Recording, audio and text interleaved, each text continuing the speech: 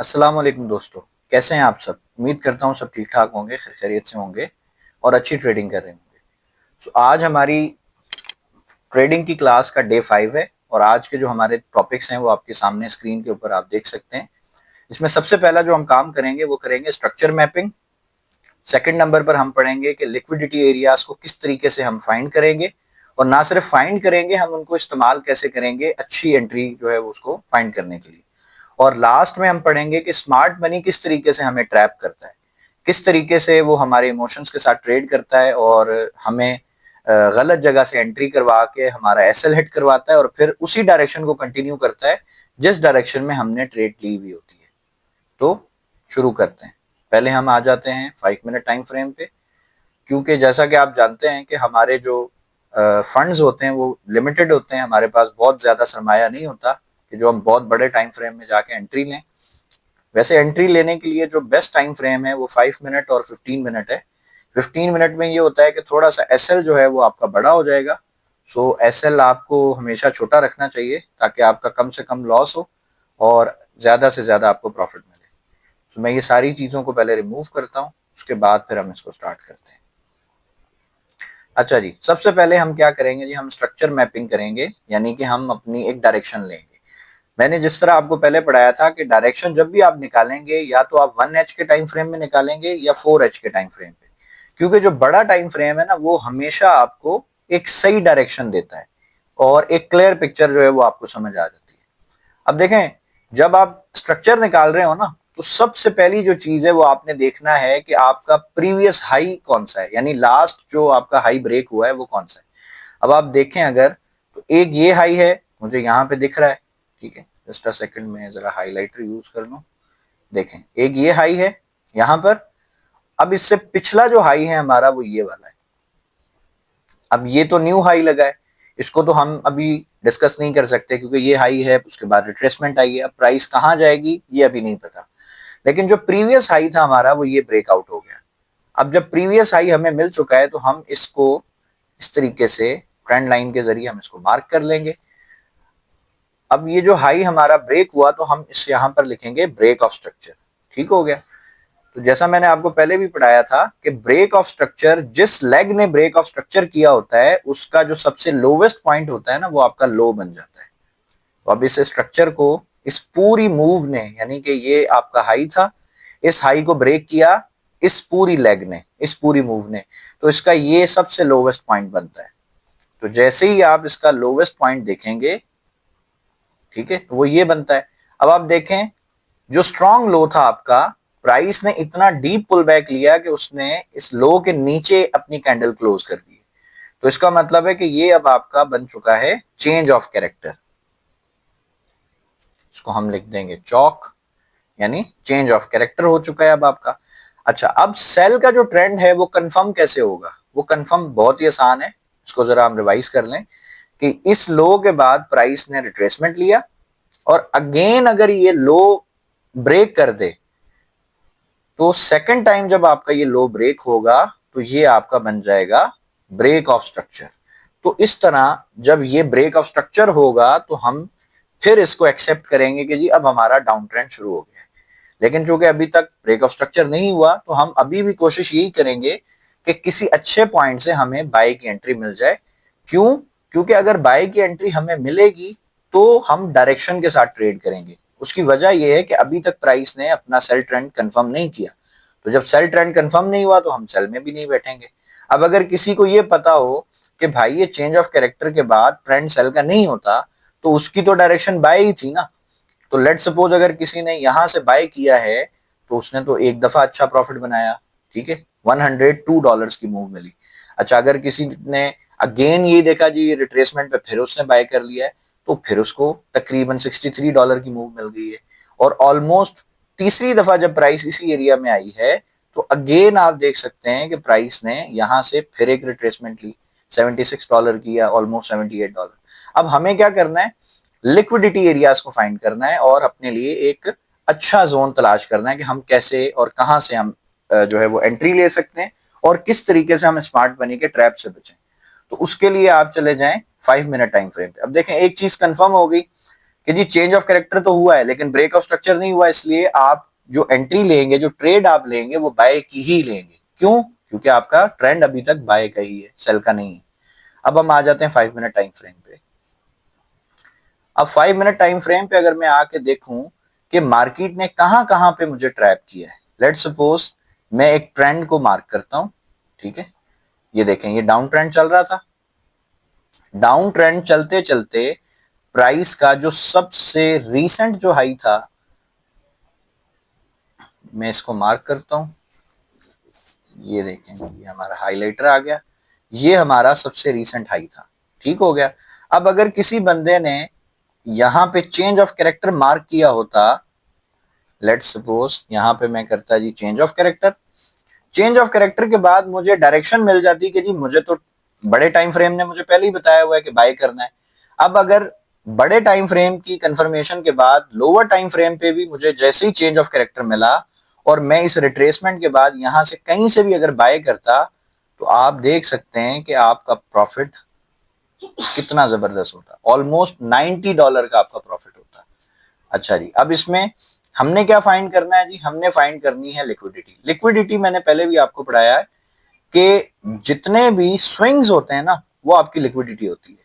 मिसाल के तौर पे अगर देखें आप, प्राइस यहां से ऊपर जा रही है, ऊपर जाते जाते उसने ये एक रिट्रेसमेंट ली है और फिर ऊपर गई, तो मतलब इस एरिया के ऊपर बहुत सारे लोगों ने हो सकता है बाय किया और उनके स्टॉप लॉस यहाँ नीचे पड़े हो। तो देखें मार्केट ने स्टॉप लॉस हिट किए और फिर ऊपर चली गई। ये मैं आपको मजीद दिखाता हूं। बहुत ज्यादा मार्केट जो है डेली बेसिस पर करती ही ऐसे।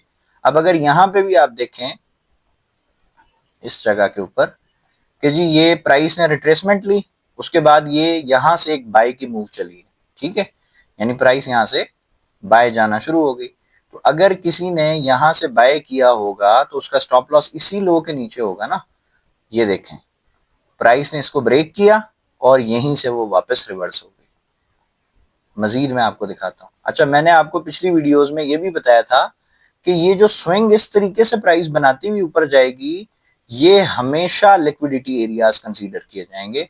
और मैं जब भी प्राइस को, चार्ट को जब भी मैं देखता हूं, चाहे वो गोल्ड हो, बिटकॉइन हो, कोई भी स्टॉक हो, मैं हमेशा कोशिश यही करता हूं कि सबसे पहली चीज जो फाइंड करूं वो लिक्विडिटी को फाइंड करूं। क्योंकि जब आप लिक्विडिटी फाइंड करेंगे ना, तो आप समझ लें कि 60 to 70% आपका काम वैसे ही हो गया। ये देखें, ये यहां से जिस जिसने बाय किया होगा, प्राइस ने देखें उसकी लिक्विडिटी स्वीप की, उसके बाद फिर ये थोड़ा सा छोटा सा पुल बैक दिया, पुल बैक देने के बाद अगेन प्राइस ने देखें लिक्विडिटी यहाँ पे एक दफा और स्वीप की, और यहाँ पे ना सिर्फ लिक्विडिटी स्वीप की, यहाँ पे लोगों को ट्रैप भी दिया। लेट सपोज ये सपोर्ट है।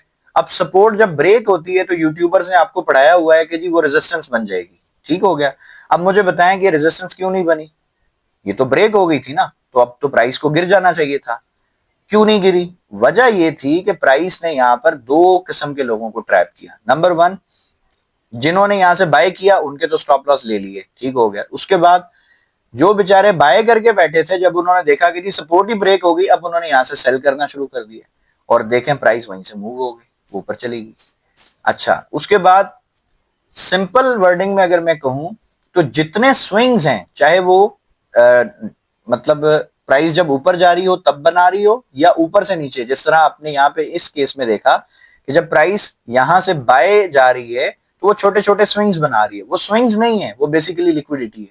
उसी तरह से अब देखें जब प्राइस नीचे आएगी तो वो अपसाइड पर भी इसी तरीके का काम करेगी। अब मैं अगर आपको सेल साइड की लिक्विडिटी दिखाऊं तो ये देखें, ये पूरी लिक्विडिटी देखें, मार्केट ने यहां से उठी, वो ग्रैब कर ली, उसके बाद वापस सेल में आ गई।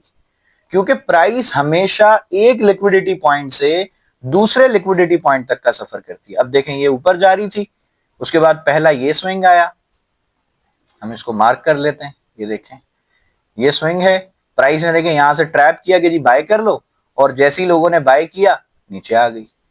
अच्छा जी, उसके बाद सेकंड जो लिक्विडिटी पॉइंट है आप देखें वो यहां पर है, ये भी लिक्विडिटी देखें। जो सपोर्ट पे काम करते हैं वो भी फंस गए बेचारे, जिन्होंने पहले बाय लिया हुआ था वो उनका भी ऐसा हिट हो गया। और प्राइस ने क्या किया?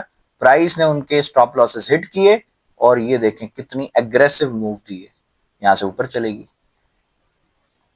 सो अगर आपने लिक्विडिटी को मास्टर किया तभी आप इस ट्रेडिंग की दुनिया में अपना अच्छा करियर बना सकते हैं। ये देखें, एक और सेल साइड की मैं आपको लिक्विडिटी दिखाऊं। अब लेट से किसी ने यहां से बाय किया होगा, यहां पे थोड़ी सी साइकोलॉजी की भी चीज आ जाती है कि अगर आपने यहां से बाय किया है तो आपने देखा कि यार प्राइस तो ऊपर ही नहीं जा रही, प्राइस तो वापस नीचे आ रही है, तो आपका दिमाग यही कहेगा आपको कि भाई आप बाय की एंट्री क्लोज कर दो, क्योंकि आपने देखा है यहां से भी प्राइस पहले गिरती हुई आई है, फिर अगेन थोड़ी ऊपर जाके फिर नीचे ही आ रही है। तो उसने एक तो आपको गलत एंट्री दिलवाई, स्मार्ट मनी ने आपको ये ट्रैप किया कि जी आप बाय नहीं करें, सेल करें, प्लस उसने लिक्विडिटी जनरेट की। अब अगर आपको जस्ट लिक्विडिटी पता होती तो आप यहां से भी अगर बाय करते तो आप सोचें आपका प्रॉफिट कितना मैसिव लेवल का होता।